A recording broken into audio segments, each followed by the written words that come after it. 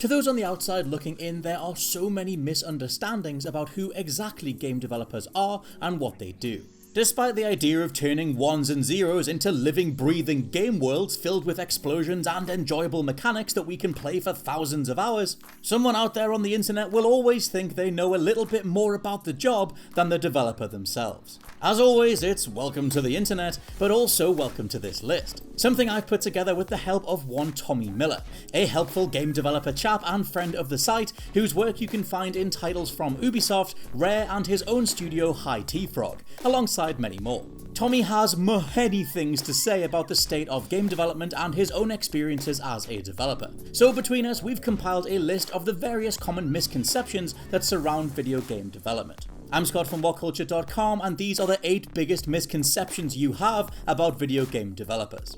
Number 8. They all work 100+ hour weeks. Popularised by the likes of Riot and Rockstar, who all but gloated about the overworking of their respective staff pools, the idea of working 100-hour weeks consistently is not only terrifying, but completely unsustainable.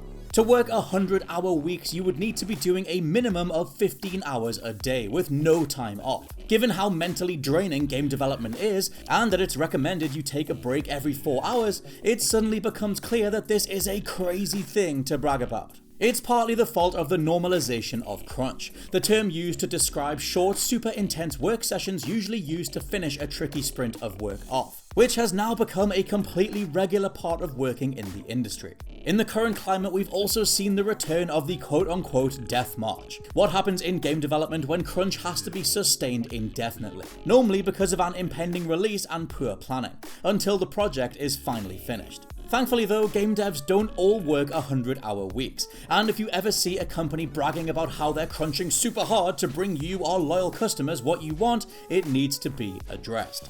Losing that much of your sanity and time on this earth to sheer concentration and stress is not okay. Number 7.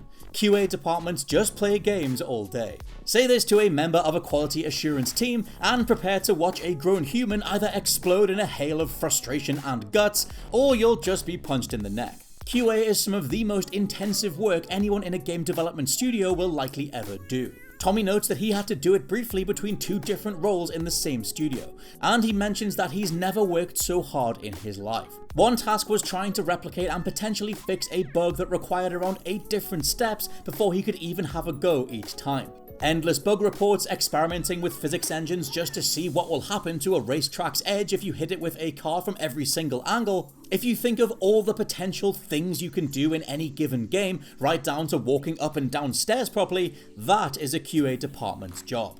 Number 6. Taking a deal is selling out. Imagine for a second you've been developing a game prototype for a year. In that time, you've scrimped and saved, trying to fund your project, all the licenses, equipment, rent, staff, etc., because publishers aren't interested until you've got more of a game to show. Your money has run dry and you're doing contract work to pay the bills, which should earn you 1 more month on the game.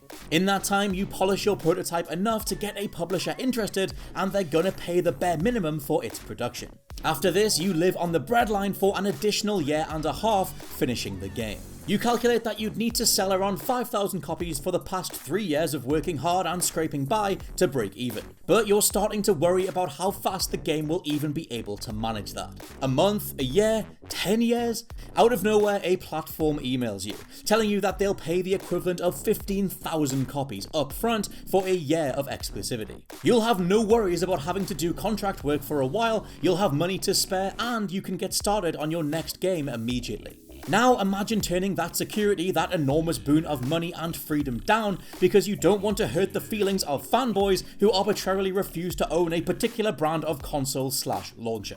To those individuals, and this is Tommy reiterating this, try living on salted boiled rice for a year, then subsequently try to turn down the offer of a 3-course Sunday roast just because some guy on the other side of the room says he doesn't like Yorkshire puddings. Number 5. AAA devs don't care about their work. This is another sad one to hear because Tommy notes that in his 12+ years of working in the industry, he's only met a couple of developers tops who treated the job as a means to an end. Just because game development is a creative industry doesn't always mean that there's a lot of leeway for creativity at the time. In AAA development, a lot of the details get locked in from the start. And as a developer, a programmer, an artist, an animator, anyone, your job is just to get it done. Sure, you can have ideas and pass them on to your team leader, but they'll need to pass it on to the department lead. And sometimes that'll mean talking to studio heads, and you can easily see how at any point in this process, your idea might be lost, shot down, or totally changed. Do not ever say that game developers don't care. Don't say that they didn't think about X or that they're lazy. Chances are they totally did. They fought for it and they moaned about it to other people for weeks. They just got shut down by someone with real decision-making power in the end. Game developers love the games they make and they want them to be the best they can be. Sadly though, hearing, nope, we can't do that, happens 9 times out of 10. Number 4, everybody codes. This seems to come from the outdated notion of a one-person developer coding alone, doing all the art, sound, and design alongside. However, now teams consist of upwards of 300 staff, with the majority of those individuals involved in developing the game itself. With the introduction of engines and all manner of middleware, pieces of software designed to ease back-end development, a developer can edit, update, or amend huge pieces of a game with little to no programming knowledge. Incidentally, this shift in accessibility has created an ongoing argument about which roles are and are not developer roles. Some of these stubborn old guards still believe only programmers can be developers, whilst on the other side there's a camp that believes everyone in a game development studio is a developer, whether or not they work on the game itself. The vast majority tend to reside in the middle, as does Tommy, believing that developers have to help develop the game, but that everyone in the studio is crucial, whether they're called developers or not. Number 3, that everybody is rich. Though it certainly differs greatly from country to country, in the United Kingdom, game developers tend to get paid pretty modestly. In fact, in the AAA space, there's something of a gulf in pay bands that still needs to be addressed. Whilst team leads and some seniors make up to around £80,000 a year, this is far from the most typical salary in a big studio. For example, the lower earners, which includes bafflingly QA, can earn as little as £14,000 to £15,000 a year, which is about how much you'd earn stacking shelves in a big supermarket. Graduate or entry-level artists in UI, character art, etc. can expect salaries of around $18,000. And programmers, who tend to be the most amply compensated, usually start at around $19,000 to $21,000 a year. The gulf I'm referring to is one of progression. With larger studios, the real value is in retention of staff. So promotions usually come with very modest pay upgrades, until you get to a certain level where that pay starts to jump up considerably. For Tommy, in his first non-contractual role, he went from $18,000 to $25,000 in the space of nearly 6 years, before that company went into liquidation and he had to start at a significantly lower pay bracket at a new company all over again. It can be extremely disheartening to feel as though progress is being halted, particularly in a creative and competitive field, which is likely why so many people tend to stay in the same AAA game studio their whole lives. One thing is for certain though, if you're entering into the game development space, make sure it's not to make a ton of cash, unless you're willing to put a bunch of time into the same studio.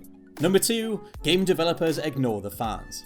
Do you know how loud video game fans are to game developers? They're like Adventure Time's Earl of Lemongrab, impossible to ignore, noisy, incoherent, and tragically entertaining. The thing is though, just because a point is being made loudly doesn't mean that it's being made well.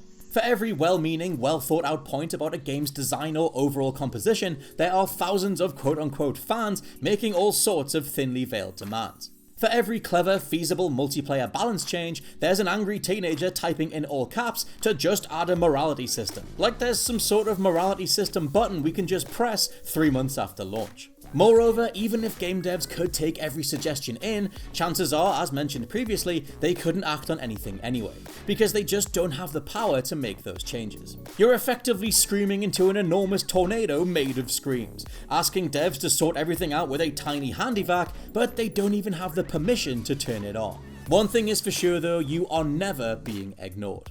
And number 1, they all follow a single genius developer into battle. Not in Tommy's entire career has he ever come across the stereotypical one-man machine version of a game dev. This mythical figure that directs and controls all of a game's themes, imagery, flow, and overall construction. And yet it's this belief that pervades into so many situations across the industry. How many times do we boil down Nintendo to just Shigeru Miyamoto, Irrational Games to Ken Levine, or Kojima Productions to just Hideo Kojima? We're not saying a single person couldn't have some kind of involvement in every area of a game, but no one person has Borg levels of hive mind control over 50, 80, even 300 talented developers with complete faultless authority. When it comes to game creation, the game largely unfolds as it's made. Design documents aren't ironclad contracts, and when a feature turns out to not work in practice as it did in theory, those documents tend to be altered to fit the new circumstances. This means that each developer has to think on the fly, try out some new things, then perhaps pitch those fixed elements to their team leaders as and when necessary. Whether it's in AAA or the independent space, the auteur genius thing is something of a myth. And as Tommy cites his past experience, the only teams where one person has complete creative control tend to be the ones that end up with only that one person left. And for now, that's been a rundown of various video game developer misconceptions that tons of people tend to have. If we have any game developers down in the comments, please feel free to chime in. For now, I've been Scott from WhatCulture.com, please check out the WhatCulture Gaming Podcast, and I'll catch you soon.